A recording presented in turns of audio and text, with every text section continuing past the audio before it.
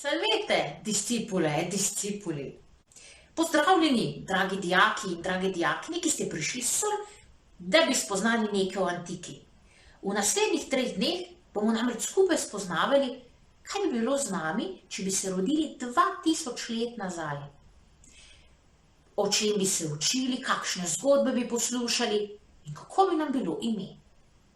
Mogoče bo šlepa Pandora, obdarjena s čudežno skrinjico, ali zamaknjeni zaljubljeni narcis.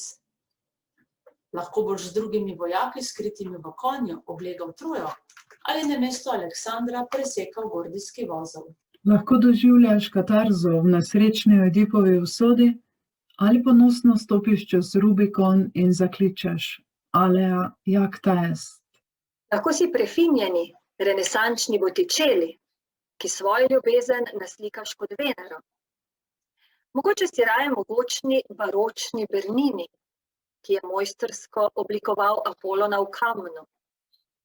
Niti ne veš, če si mogoče lahko v vlogi Canove, ki je svojega Amorja nepozabno upodobil ob Psihe. Bodi skrivnosten, bodi kot Leonardo in se preizkusi v ustvarjanju.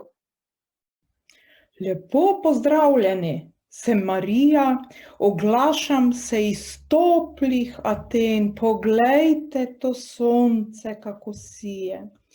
Pravkar so mi podstregli s kavico.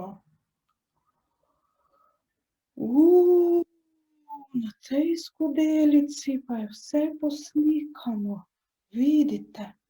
Grški bogovi, Apolon, Zeus, Afrodita, meandri, večnost. Ja, pa je že minilo 2500, 3000 let in spomin na te grške bogove je še vedno živ. To pa moram raziskati. Oglasim se vam v prihodnjih dneh.